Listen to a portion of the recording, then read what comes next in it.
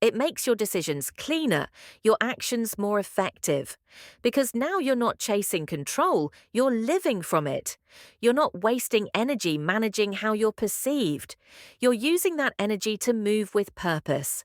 And that kind of movement doesn't need to be fast, it just needs to be intentional. That's what separates reactive leadership from powerful presence. The ability to move slowly, calmly, even when everything around you is speeding up. Eventually, people notice. They may not always say it, but they feel it. They feel the difference when you walk into the room, when you speak, when you stay quiet, when you say no without apology, when you lead without drama. It shifts the dynamic because now your presence speaks before you do. And in a world addicted to noise, presence is louder than volume. It carries further. It stays longer. So when the chaos comes, and it always will, don't meet it with panic. Don't let it dictate your mood, your tone, your choices. Return to yourself. Return to what you know. Return to your core values, the principles you live by, the calm you've worked to build. And if you lose that peace for a moment, don't beat yourself up. Just come back, reclaim it, protect it. Because that peace is your edge. It's what makes you rare, what makes you powerful, what makes you untouchable. Not because the world stops spinning, but because you've learned to stand still. Not because nothing moves you, but because you've mastered how to move through it. And that mastery, that quiet, steady, internal mastery, is what real leadership is built on. Not control over others, but calm within yourself. Always. Most people hear the word lonely and immediately picture sadness, emptiness, isolation, a lack of warmth or connection. But there's another side to it. A quieter, less understood side. Because loneliness in its purest form isn't always painful. Sometimes it's peaceful. Sometimes it's powerful. It becomes the rare kind of solitude that doesn't ask anything of you. It doesn't demand that you entertain, explain, or impress.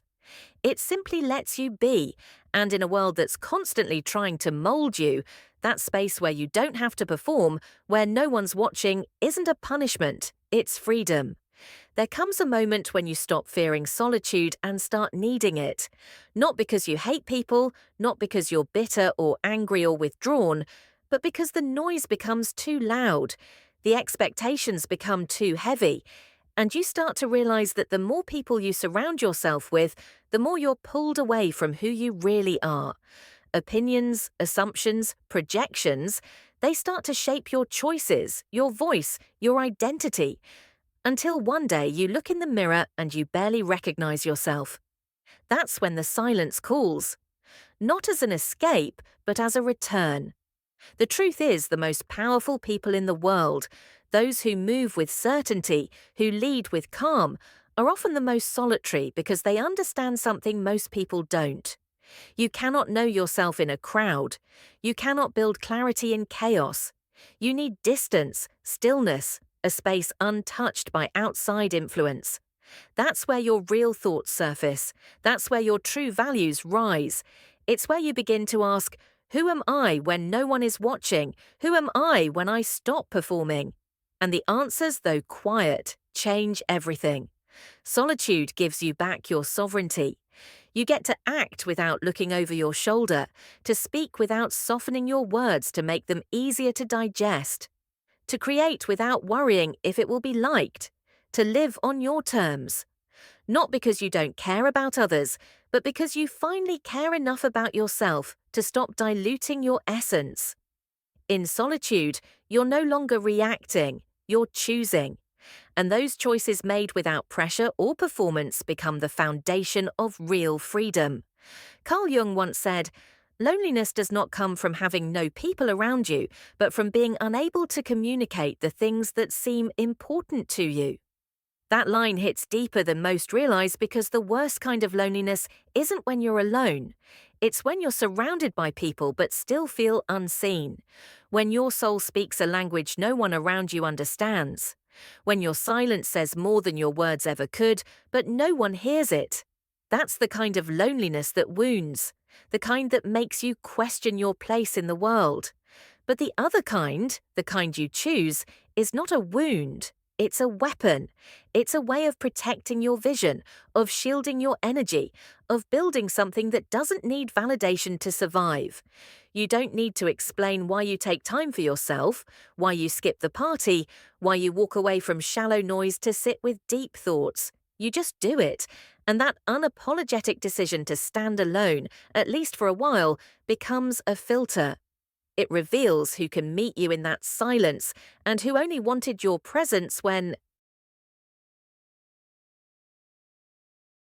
it was convenient or entertaining. There's clarity that comes when you're alone, not the kind that hits like lightning, but the kind that grows slowly, gradually, like fog lifting. And as it does, you see things you couldn't see before. You see the people who only reached out when they needed something, the ones who smiled but never listened, the habits that drained you, the places you went to escape yourself. And you start to make subtle shifts. You start speaking less and listening more. You start saying no without guilt. You stop chasing closeness with people who made you feel distant, even when they were near. And then something remarkable happens. You stop being afraid of being misunderstood. You stop needing to be liked by everyone. You stop begging for someone to hear what you've been trying to say because now you've heard yourself. And in that space, you've built a relationship with the only person who will be with you for life, yourself. That's not loneliness. That's alignment.